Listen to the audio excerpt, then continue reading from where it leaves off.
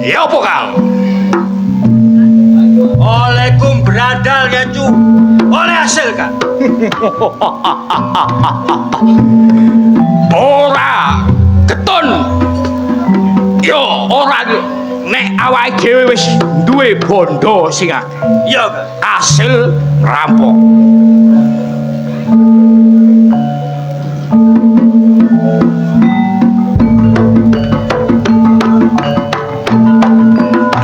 Drun nyambut gawe sing kaya ngene tanpa sing ndukur bawane dhewe pon gak iso langgeng.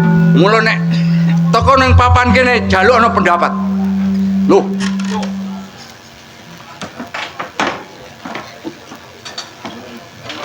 krasa riko Kang. Apa? Lek kanca-kanca kabeh iki mang padha ngrasani teko riko nyambut gawe gak iso langgeng senajan to brandal ngeculan sak pinunggalane apa jare sampean? Apa wis kabeh mbok laksanakno anggonmu duweni penggawean berandal ngeculan sak pitunggalane. Wis penggawe aku gak Wis oleh hasil? oleh. Wes Kang. Wis oleh. Wes. Ning pesenku. Umpama kowe duweni penggawean ngira omahe penduduk, kon sing ati-ati. Deloken wong iki ning omah ta ora? Umpama lek ning omah ngentenono wong iku turu. Ya ta? Ya Kang. Lah lek kon ngawur utawa grusa-grusu, kowe dioyak penduduk, kowe dicekel digeyepi penduduk bongko kan. Ngerti? Ngerti Kang? Kabeh sing riko omong aku gak kurang-kurang. Nek riko kek saran karo kanca-kanca kabeh ben dina wis tak eling-eling. Tapi dina iki Kang, aku nyambut gawe karo kanca-kanca kabeh. Wis oleh hasil sakmene kae. Terus digawe apa? Perkara hasil lumpukno. Engko ayo didumrata perkara kanggone terserah awake dhewe-dhewe. Aku sik percaya, tapi sik gak percaya maneh. Apa? Sebab sik ana ndukure sampean sing iso ngekek saran kabeh ngene. Walah, kowe iki metung tekane Kakang Ismaya. Iya. Iya, pancen bener sing mbok omong. Awak dhewe iki senajan brandalan ngecu ning duweni pimpinan ya Kang Ismaya iku. Sing Teko Kang. Loh, Kang. Mapan kebeneran, Kang. Kanca-kanca kabeh padha guneman metung tekane Rika. Merga Rika iki minangka pimpinane gerombolane awake dhewe iki. Kon gak iso nyambut gawe. Kaya ngene sing muruk iki aku. Iku sing jelas kaya ngono, Kang. Saiki keluargamu wis enak kabeh, iki teko sapa? Kok sampean? Ya teko wulang muruk Rika, Kang. Saiki aku njaluk gawe mbare awakmu ing danange penggale kudu sing sabar. Tegese sabar sing ya apa, Kang, sing sampean maksud? Ngene, rungokno kanca-kancaku kabeh. Ngono kabeh. Rungokno. Sementara iki awakmu lereno nyambut gawe brandal ngene. Loh. Piye, Kang Rika? Dikokon laran brandal awak dhewe. Kang, Angis Moyo. Gak kliru ta sampean sing ngomong sing kaya ngono. Cilik sampe gede nyambut gawe melok sampean gak ono liya wong brandal iku saiki kon leren. Ateges tak kon leren sak lawas iki gak. Iki aku ono kepentingan ono perlu titik nang keluargaku. Aku pamit mbare awakmu sebab apa? Nek gak ono aku ojo pisan-pisan awakmu nyambut gawe. Iya, Kang. Iki aku pamit bare awakmu. Terus Rika kate nang ndi, Kang? Aku tak sambang tilik nang keluargaku. Kaya-kaya pamikiraku iki gak enak. Kaya keluargaku nemoni bebaya sing luwe gedhe. Rika duwe pikiran eling karo keluarga Rika, Kang. Iya, Kang. Rika gage budal. Satinggale Rika, aku lan kanca-kancaku bakal ngateno apa sing dadi omongan Rika, Kang. asil bondo barang sakmono kae lumpukno dadi siji dumen sak kancamu aku gak duwe kemilian ning palingku ojo nganti tukaran dumen sing padha nyambut gawe sing apik nang nggone omamu kowe dadi wong apik Iya, Kang. besok nek ana kebutane kakangmu bakal tak celuk maneh Iya, Kang.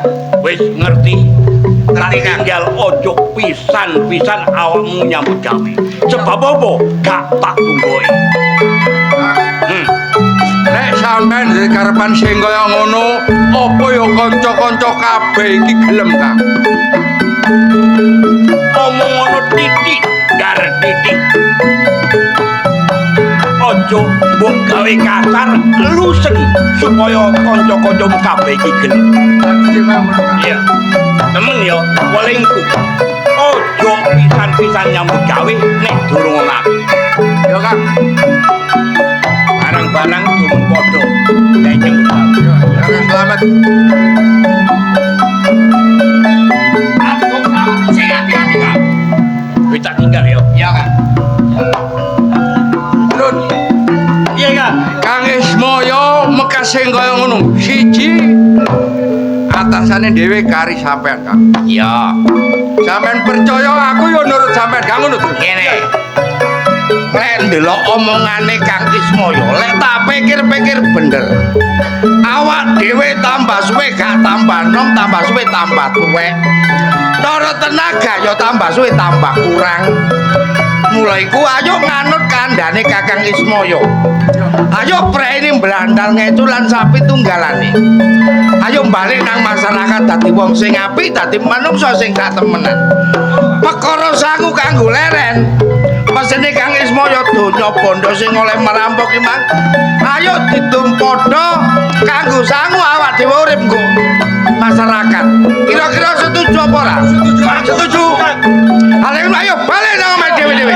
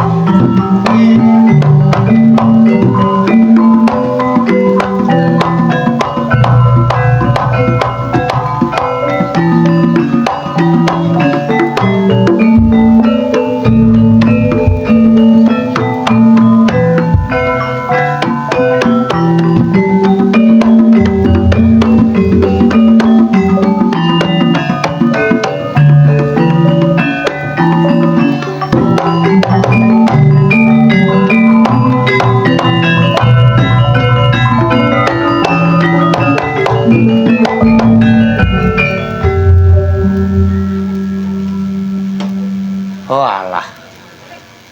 Kok ana kedadean kok alam donya iki.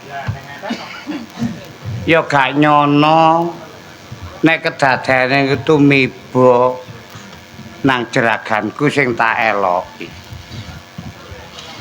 Lah terus nek wis ana kedadean kaya ngene terus aku ndeleki nang ndi? Lah wong bapak ya mono yamene ya ora mulih. Ya ora tau kirim kabar. Nganti ibu ora ana krana nglairno si jabang bayi kembar. Oh alah. Ya Allah, ya Allah. Kok ya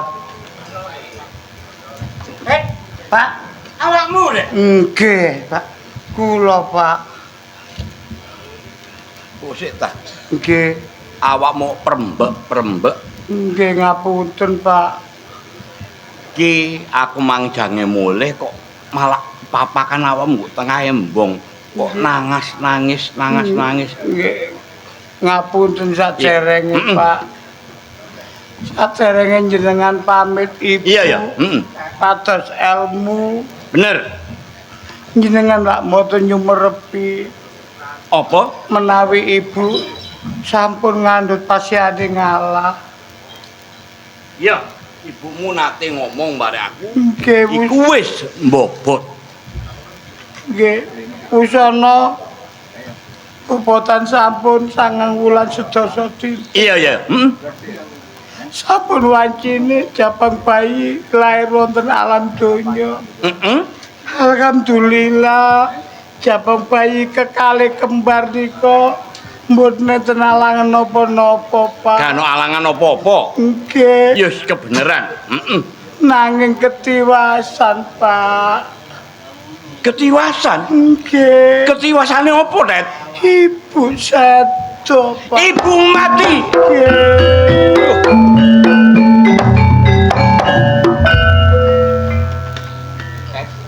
Nggih.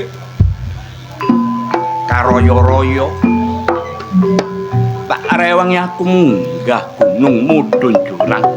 Nggih. Kepingin dadi bini sepuning desaku. Nggih. Kepingin enakno keluargaku. Mung jebule koyo ngene, Teh. Ngapunten, Pak. Lah si ponang cabang bayi iki sapa? Nggih. Lan napa wong kula madosi jenengan boten sunep kemanggih wonten mriki wae. Cabang bayi kan. Iki lho iku ya Niki putrane bapak kekali anakku Teh kadhe iki tak bokongi Teh.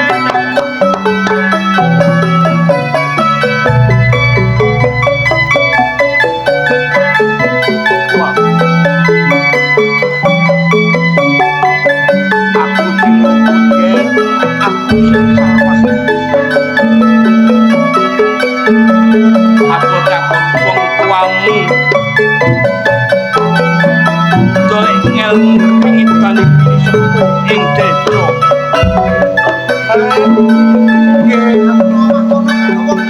Nggih, niki kali bapak wonten radosan. Lho, Kang, kok awakmu? ya iya aku mau mampir katanya Mas sampean golek butuhan tapi omahe gak ono wong blas tutupan. Nggih. Ki mah aku tas mule, gurung sampai teko omah, aku Iya. kepedakan kuntet go embong. Nah, Awakmu teko nggonku to? heeh. Karepku golek butuhan ngono lho, Kang. Gampang, masalah butuhan gampang. Iki ya keponakanmu. Mbak Yumu wis gak ono. Mbak yo gak ono. Innalillahi wa rajiun, Kang. Kok gak kabar-kabar sih, Dek? Lah ya napa asal ngabari sampean wong kula beto bayi kali ning panut bingung. Ki bopongen ponang jabang bayi sak. Kene Kang. Terus karep sampean yo apa? Iki Pak.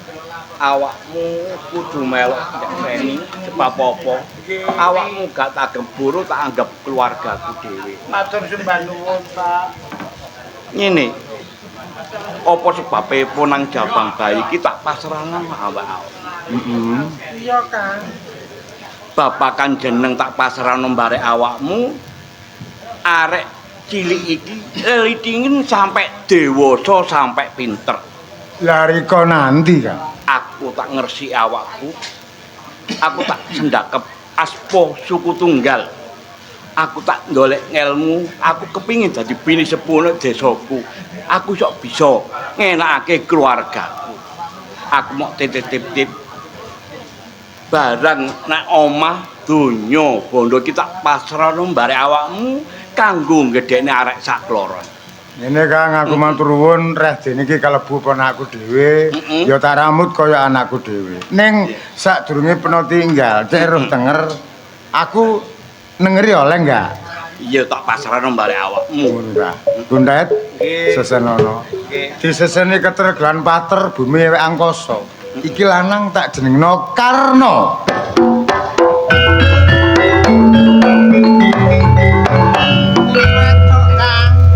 Iki wedok. Iya. Cek runcang-runcung wong loro ketok dulure mbok menawa besok akhir diwasa. Nggih.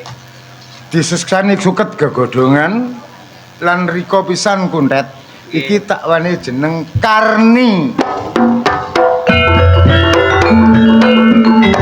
Iki anakku sing barep Karno, iki sing nomor loro Karni. Karni, Kang. Wis, Dik.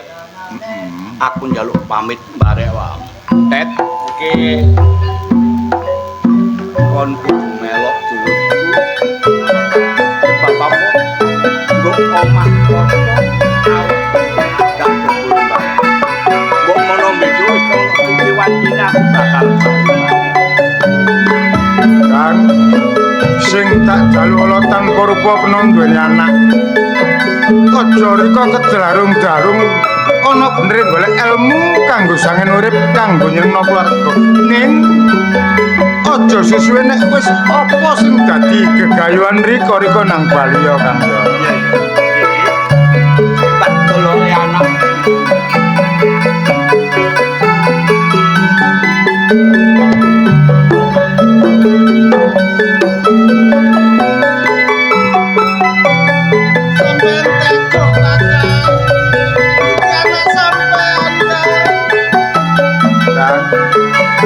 Sapa wong iki? Kaya ketutup kaluran nang paribasane rika sampe kaya ngono. Jane aku ora tega nanging kena meksa. Iya kan?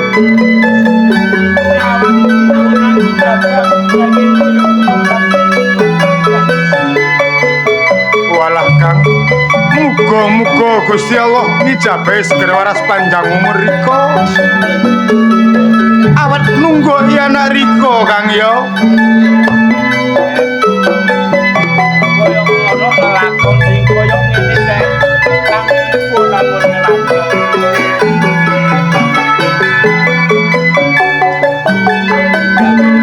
Iya Kang.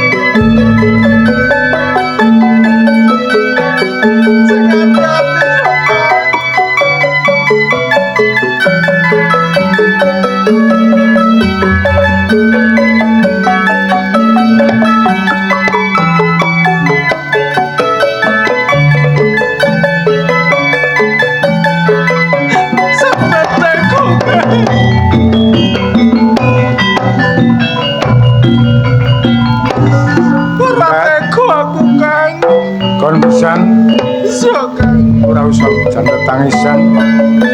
Awake dipasrahi barek Kakang Ismaya gak enak-enak.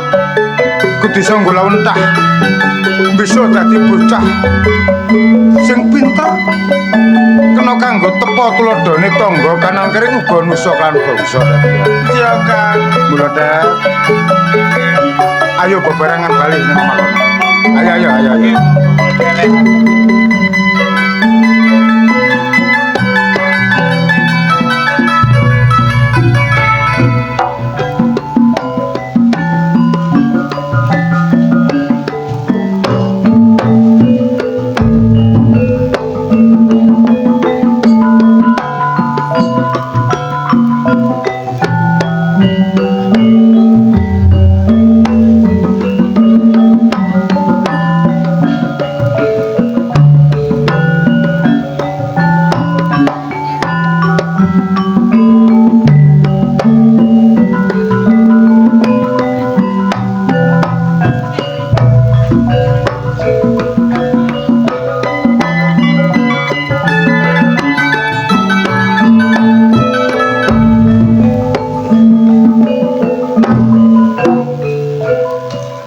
Kok sepi sih?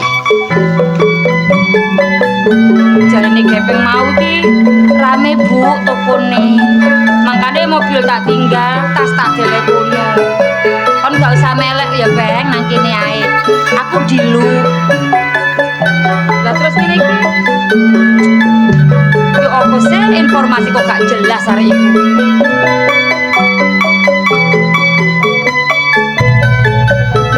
Biasanya ya rame lho. ngono mestine bajaku diterno. Iki mau lapurane repot, banyak pekerjaan. Ngono kok jarine melindungi aku. Ngeterno aku blonjo ae lho. Mas Handoyo kakean alasan. Loh, Mas Hendro. Iya. Nanti Mas. Awakmu nanggone pinggir embong iki lapor ini. Ate blonjo, gak ngerti ta lho. Oh, kate blonjo. Ate golek buah-buahan, menisa nang toko buku. Golek buku. Tak takoni mau peng. Aku mbek sopirku Mas. Jarine masih rame Bu, sampean budal dhewe tak jogoe mobil mbek tase. Aku budal, nyatane wis sepi. Oh. Lah awakmu nang kene ijen iki apa ya gak wedi? Wedi lapo wong rame papane. Lah wong arek ayu kaya awakmu ngene kok. Kan kok ngelamak sih. Ngelama apa sih, Rin? Mas Kar. Sampean lak yo ngerti calon bojoku. Wong sampean ki yo kanca apik. Ya. Kok sampean cek kurang ajar ngudung-ngudung karo aku ku lho. Terus terang, Rin. Aku seneng bare awakmu. Kok lucu sih Mas. Aku ki pacar sahabat sampean lho, sahabat karib sampean lho. Mumpung gorong janur kuning melengkung, aku jono hak gawe golekne awakmu. Kok iso iku lho. Si ono hak, si ono harapan. Aku cek dadi bojo sampean, tapi sepurane Mas. Sepurane sing yo apa? Iku lek kanggo wong wedok sing gelem ditikung karo koncone dhewe, tapi aku gak. Aku setia. Setia hanya pada satu pria. Apa sing mbok boti teko Handoyo? Hendro gede dhuwur soge. Ngene lho Mas yo, sampean salah. Cinta itu bukan dipandang dari tinggi, besar, gagah, tampan, kaya. Salah. Sini awal, dari hati, ketulusan cinta, kejujuran, iku sing penting Mas. Ngomongno cinta emange urip rabi apa dingoni barek cinta? Dasar cinta dulu, kasih sayang, nikah, golek rezeki enteng. Beda barek prinsipe Hendro, sembarang kali iso dituku barek duit. Buktine cinta yo iso dituku barek Tapi duit. cintaku gak iso mbok tuku. Oh. Saiki awakmu tak takoni pisan Kas. Aku seneng bare awakmu. Apa awakmu gelem tak rabi? Aku gak doyan karo awakmu. Ping pira kudu ngomong, aku ora doyan karo awakmu, Ndro. Dino iki awakmu kudu gelem bare aku, Rin. Gak. Aku wis tresno bare awakmu, Rin. Gak tresno karo awakmu. Aku tresno karo awakmu, to.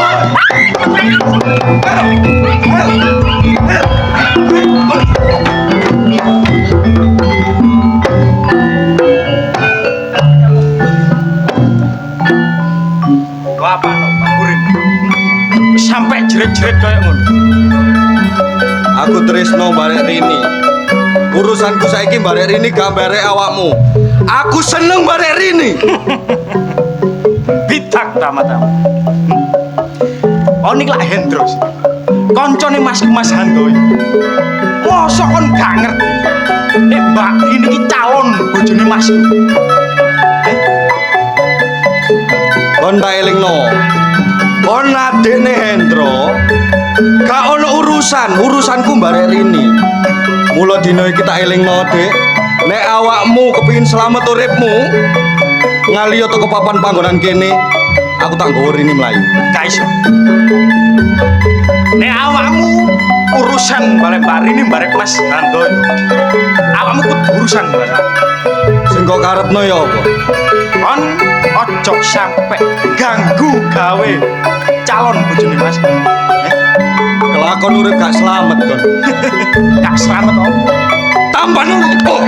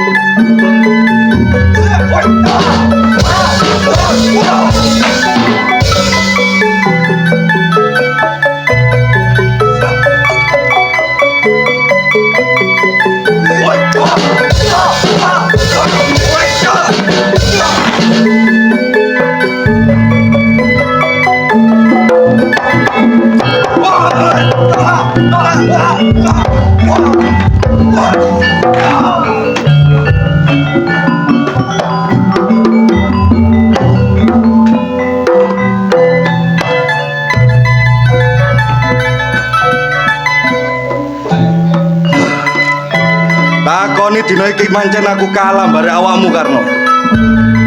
Ning uteke Hendro iku ngalang-alangi 17 jaran bonjol perang. Mula dina iki Karno barek Handoyo bakal tak adu domba. Nek sing nyenengi calon bojone Handoyo gak liya ya Karno. Geger Handoyo barek Karno hancur. Rini dipedhotno dadi calon bojo. Unten ono kon Karno.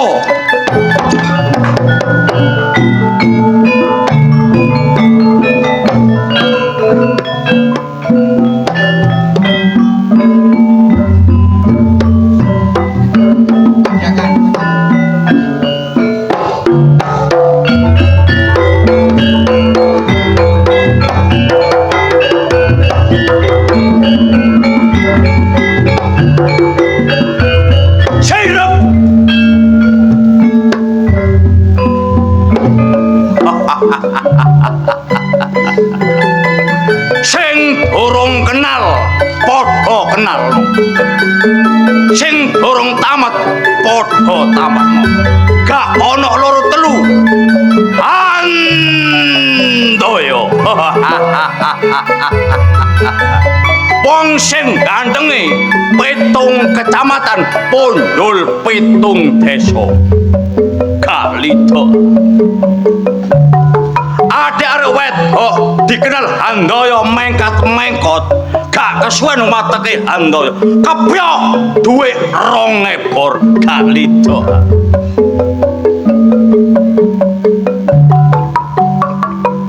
Iki Handoyo melaku nang perapatan. Padha antri kepengin dirabi Handoyo. Padahal Handoyo wis duwe calon bojo sing jenenge Rini. Gak prawane, gak rondone. Suwe gak kepethuk karo kanca. Ya apa kabar Hendro iki?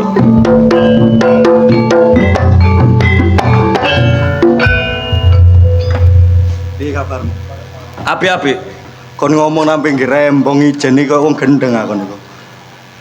Kon iki ya apa rek? Hubunganmu barek Rini iki gak baik-baik saja. Kon kok iso meneng ae nduk kene kon niku. Maksudmu ki ya apa, Ndro? Wah. Dadi kon guru ngerti. Apane? Ngene lho. Rini iki sapamu? Yo, calon bojoku, Ndro. Calon bojo. Lah Karno. Ya adikku. Adikmu. Saiki ngene. Calon bojone cacane ya pacaran karo adikmu dhewe. Hus. Kono aja adu-adu lho ya. Aku iki ndelok teko mataku dhewe sampai tak ewangi geger ndelosor. Mergo ngelingno Karno lek iku calon bojomu, lah kok dipacari mbarek adikne dhewe. Ndro. Eling aku mbare awakmu. Paribasane ana kopi sak lepek dicecep wong loro, ana rokok sak enter disedot wong loro. Ana aja awu-awu lho ya. Tegese kene kancoke cilik raket.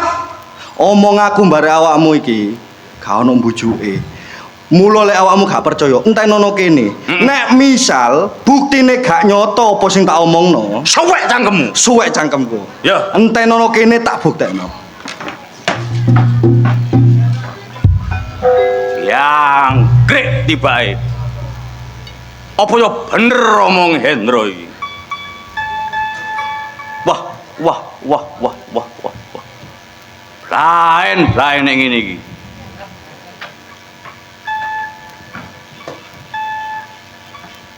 Mas. Loh, sampean kok nang kene, Mas?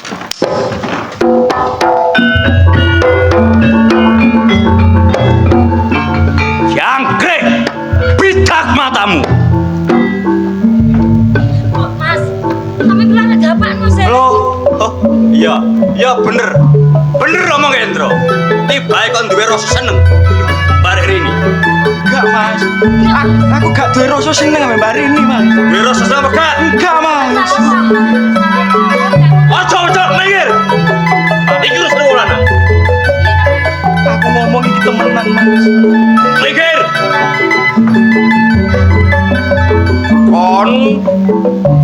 aku iki sik dulur. Senajan dulur dudu dulur kandung. Kon wis tak anggap adikku dhewe. Wah, apik lah kok. Mas sampe salah paham lho, Mas. Mikir.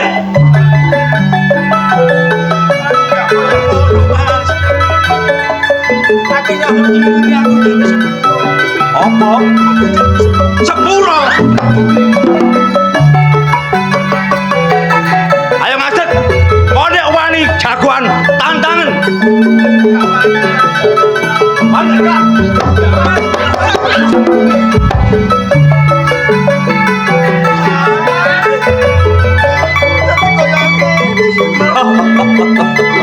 Aku gak niat apa-apa marang ini. Rupamu menungso. Utek-utek kewan. Tak kelakoni koyo ngono, Mas.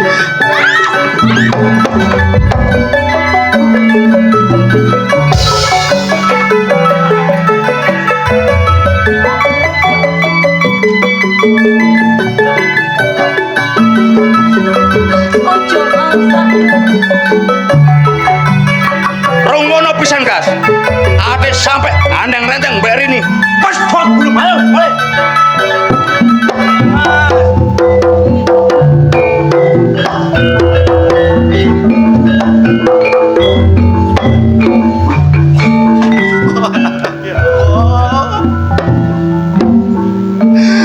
Bot-bote urip gak duwe wong tuwa.